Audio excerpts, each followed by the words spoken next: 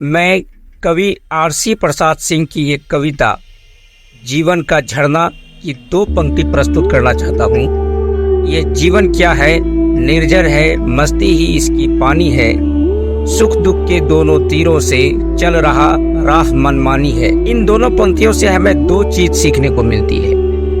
एक, मस्ती भरी जीवन जीना, दूसरा, जीवन में सुख और दुख दोनों ही आते जाते रहते हैं। इन सुख और दुख के बीच अपने आप को मस्त रखना यानी खुश रहना हमें हमारे बहुत से रोगों से दूर रखता है। हमें खुश कैसे रहना है वह इस किताब से सीखा जा सकता है, जिसका रिव्यू मैं इस वीडियो में करने जा रहा हूँ। वीडियो अगर अच्छा लगे तो लाइक करें, शेयर करें अपने दोस्तों में, और वीडियो में आप अंत तक बने रहें ताकि किताब की पूरी रिव्यू आप सुन सकें।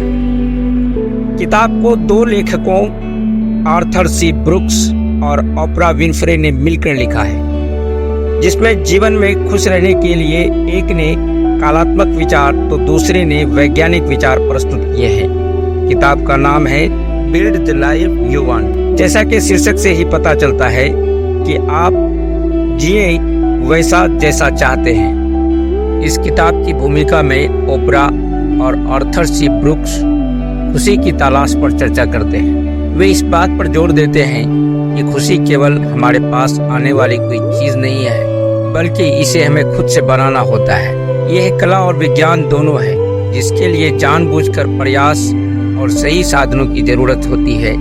ओपरा अपने जीवन के अनुभवों को साझा करते हैं, कैसे उन्होंने कठिनाइयों के बीच भी खुशी पाई, जबकि आर्थर अपने व्यवहार विज्ञान के ज्ञान का उपयोग करते हुए समझाते हैं कि हमारा मस्तिष्क खुशी के लिए कैसे बना है।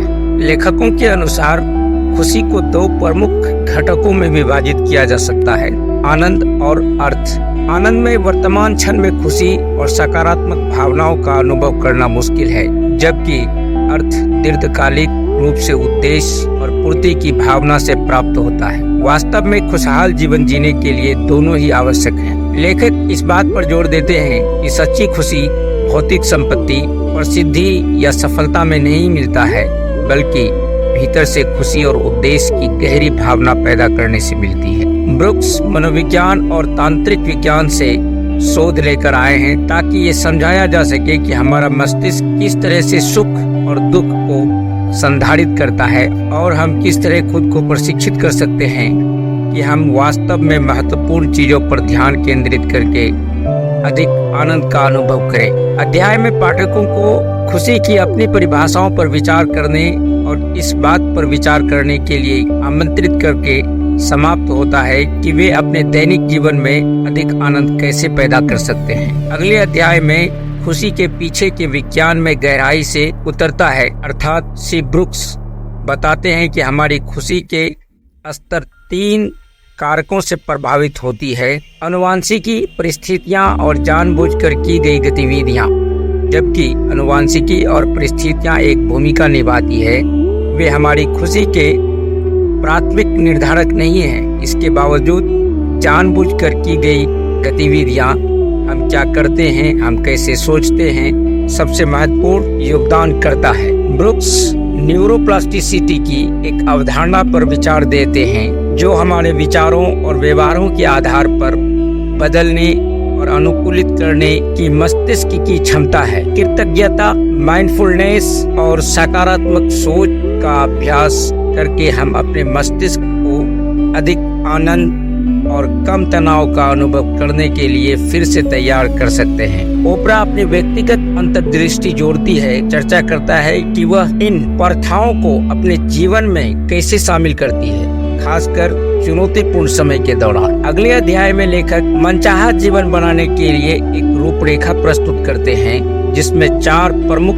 क्षेत्र पर ध्यान केंद्रित किया गया है: रिश्ता, काम, स्वास्थ्य और आध्यात्मिकता। इनमें से प्रत्येक क्षेत्र हमारी समग्र भलाई की भावना में योगदान देता है, और इनमें से किसी एक की उपेक्षा करने से असंतुलन और असंतोष हो सकता है। रिश्ते के बारे में लेखक कहते हैं कि दूसरों के साथ सार्थक संबंधों के महत्व पर जोर दें, चाहे वो परिवार हो, दोस्त हों या रोमांटिक पार्टनर। मजबूत रिश्ते खुशी का एक प्रमुख स्रोत है। ओपरा ने उन लोगों की अपनी व्यक्तिगत कहानियां साझा की जिन्होंने उनके जीवन को प्रभावित किया है और कैसे गहरे प्रामाणिक संबंध बनाना उनकी खुशी का आधारशिला रही है। अपने काम में उद्देश्य खोजना दीर्घकालिक खुशी के लिए आवश्यक है।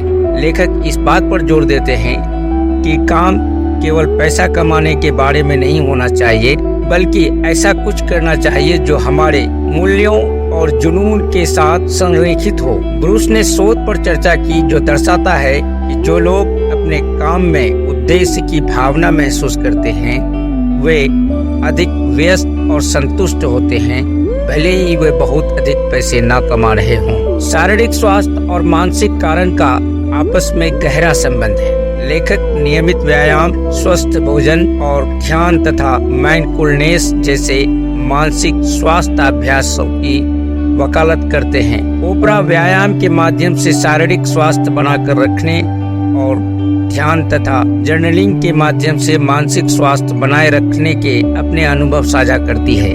पुस्तक के अगले अध्याय में खुशी की राह में आने वाली बाधाओं पर काबू पाने पर विचार किया गया है, जिसमें लिखा है कि कोई भी जीवन चुनौतियों के बिना नहीं होता। और इस अध्याय में लेखक ये पता लगाते हैं कि उन बाधाओं को कैसे दूर किया जाए जो हमें खुशी का अनुभव करने से रोक सकती है। ब्रूक्स नकारात्मक पूर्वाग्रह की अवधारणा का परिचय देते हैं। हमारे मस्तिष्क की सकारात्मक अनुभवों की तुलना में नकारात्मक अनुभव पर अधिक ध्यान केंद्रित करने की प्रवृत्ति और इसे दूर करने के लिए रणनीतियां प्रदान करते हैं। अध्याय में भय, असुरक्षा, तनाव और पिछले आघात जैसे सामान्य बाधाओं पर चर्चा की गई है। ओपरा ने अपने कैरियर और व्यक्तिगत जीवन में भय और असुरक्षा से निपटने के तरीके के बारे में व्यक्तिगत किस्सा साझा किया है, जबकि ब्रूक्स नकारात्मक विचारों को फिर से तैयार करने और लचीलापन विकसित करने के लिए शोध समर्थित तकनीकें प्रदान करते हैं। इस अध्याय से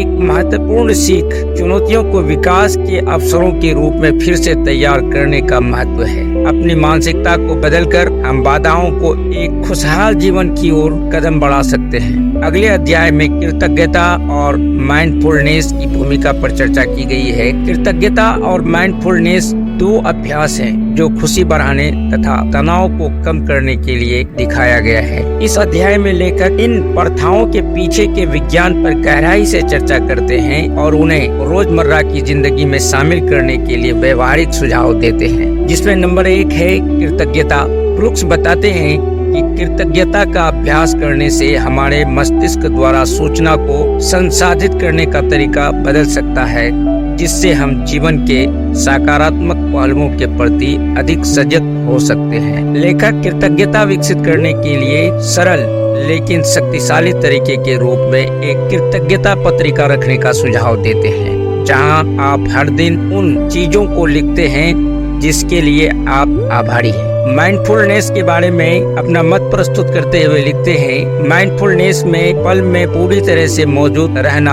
और बिना किसी निर्णय के अपने विचारों और भावनाओं के प्रति जागरूक होना शामिल है। लेखक तनाव को कम करने और मानसिक स्वास्थ्य में सुधार के लिए माइंडफुलनेस के लाभों पर चर्चा करते हैं। ओपरा बताती है कि कैसे वह ध्यान और गहरी सांस लेने के व्यायाम का उपयोग करके अपनी दिनचर्या में माइंडफुलनेस को शामिल करती है। अगले अध्याय में लेखक बताते हैं कि उद्देश्यपूर्ण जीवन जीना एक केंद्रीय विषय है और इस अध्याय में लेखक ये पता लगाते हैं कि अपने उद्देश्य को खोजने और उसका पालन करने से कैसे अस्थायी खुशी मिल सकती है। ब्रूस बताते हैं कि उद्देश्य ऐसी चीज नहीं है जो हर किसी को स्वाभाविक रूप से आती है।